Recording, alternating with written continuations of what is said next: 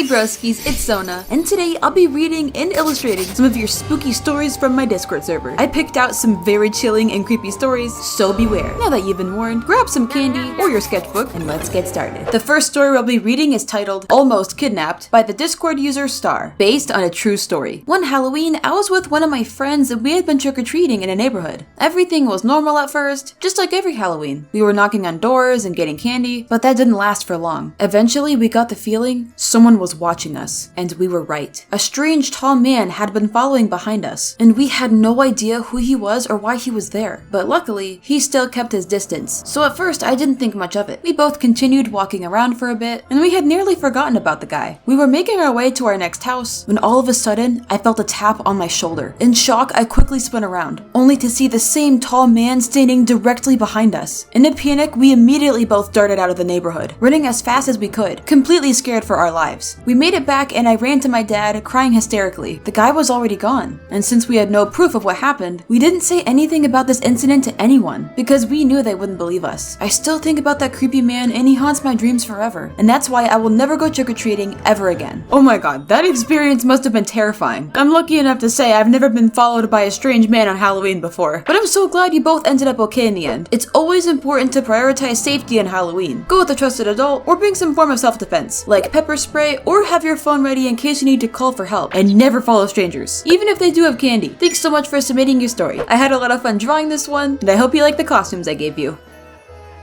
Next up is a story called Little Sally, submitted by Potato Duck. When my sister was really little, she had an imaginary friend named Sally. She would talk about Sally all the time, sharing secrets and playing make-believe games. Years had passed, and my sister eventually grew out of her imaginary friend phase, which is to be expected. But one day, when we were cleaning out the attic, our mom stumbled upon an old newspaper. The pages were very crinkled and flimsy. Out of curiosity, my mom carefully unfolded it, and as she read the page, her face grew pale. Young girl tragically falls to her death in wishing well. The newspaper was talking about Sally, but then it hit us. We had an old wishing well in our backyard. Bro, that story actually just gave me chills. Whether or not that newspaper was a coincidence, who knows? But if not, then that means there's a very strong possibility this person's little sister was friends with the ghost. Well, hopefully Sally was a nice ghost. I made an illustration of the newspaper found in the attic with some wear and tear for that old-fashioned look. I also imagine Sally to be dressed more old-timey, since we can assume this was a very long time ago. Below Sally's portrait, I also drew the wishing well that she tragically fell into. Thanks so much to Potato Duck for submitting this chilling story.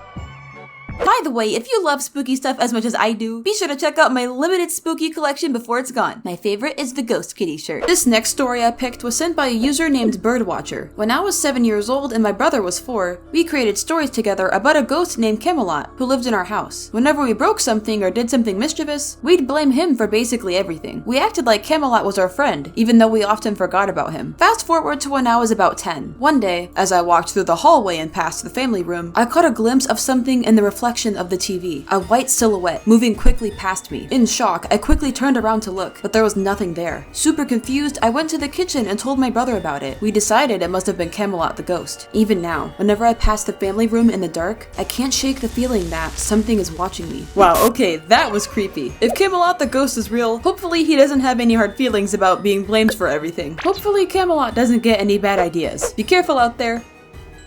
Alright, this next story is submitted by... oh, I can't really read that name. Well, anyways, apparently this next one is a story about their mom. Hi mom. Let's call it the Furby. When my mother was young, her parents bought her a Furby for Christmas. However, she didn't really like Furbies. Since she didn't really care for it, she decided to take out the batteries and put the toy in the corner of her room and simply forgot about it. One day, when my mom arrived home from school, she heard a strange noise coming from her room. Then she realized it was the Furby. Suddenly, the Furby turned on and said, and turned itself back off. She was terrified. The batteries had been completely removed from the Furby. How the heck did it turn itself back on? After that, she got her dad to throw the toy away. Luckily, never to see the Furby again. Okay, I'm 99% sure your mom's Furby was possessed or something. Screw throwing it in the trash. Burn that thing with a flamethrower. I've seen too many stories where people threw a creepy doll away and it came back to haunt them. On a real note though, I also had a Furby when I was younger and I didn't like it either. It was always sitting on the bathroom sink and it was the reason why I was too scared to use the bathroom at night. I think there was actually a theory about Furbies being spies or something. I've never drawn a Furby before, but I surprisingly did a good job on this one. I'm creeped out by my own drawing. Anyways, thanks so much for telling your mom's scary story. Very spooky.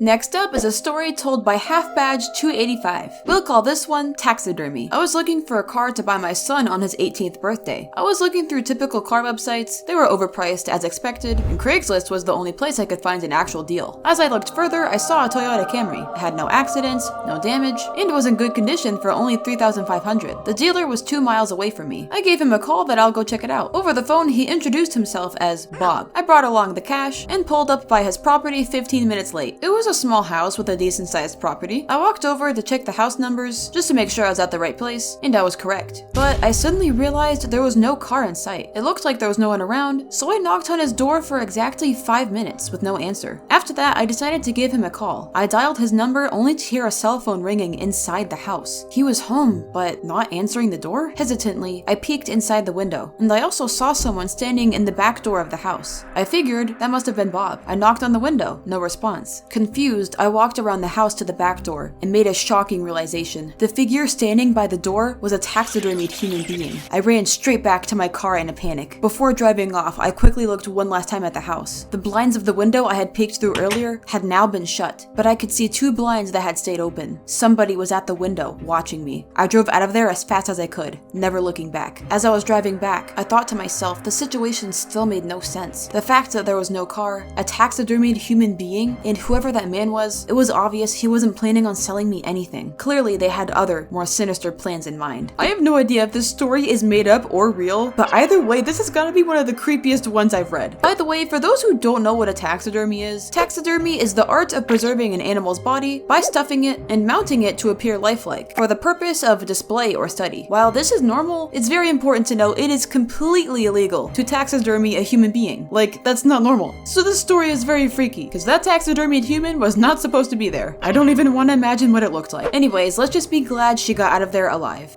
Crystal Palm gave us this next story titled Manhunted. Hello, this is based on a true story I experienced myself. For context, I live in a part of the world that is mainly rainforest and mountains. When I was in middle school, we often played a game called Manhunt, which is basically an intense version of hide and seek that we enjoyed playing in the forest, since there's so many obstacles and unique hiding spots. Well, one time when we were playing, it became my turn to hide. I went to the farthest corner we were allowed to go by, which was a cliff face that went up about 15 feet. I attempted to hide in a spot between 2 logs that were on the ground and covered in moss. But suddenly, when I hid there, I heard a strange noise. I looked over to the cliff face, where I heard the strange noise, and then my eyes saw it. It was a cougar, the one creature that you never want to see in a rainforest. I knew from what I was taught in school that I had to leave, quietly and quickly. With my heart racing, I carefully and quietly left my hiding spot, being as cautious as possible not to attract the dangerous creature that was near. Once I finally got out of there, I rushed over to the group of others, and loudly whispered, "Cougar!" with noticeable panic in my voice to alert them. The teacher made sure we were all present and finally left the forest area. But as we left, I couldn't help the feeling that I was being watched by something behind me. I turned back to take a look, and there it was again, the cougar, clearing by the road. Its eyes locked right on me. After that, the cougar escaped back into the forest. It was manhunting me that whole time. Well, it's a good thing you noticed and got out of there and didn't become cat food. Honestly though, if it were me, I would have been too afraid to move and probably crapped my pants. Hide and seek in the forest does sound super cool though. Kinda wanna try that sometime. I hope you enjoy my illustration, and thanks again to Crystal Palm for submitting their story. Hey broskies, thanks so much for watching. I had so much fun reading these spooky stories you guys sent me. Also, today's my birthday. I'm actually 23 today. I feel old. And special thanks to my swag channel members, Stan Roblox, Brandy Palmer, Venus is the Hottest Planet, Kitten's World, and Kikagoo Rosie. Please let me know if I pronounced your name right. I'm sorry if I didn't. You broskies are awesome. Happy Halloween!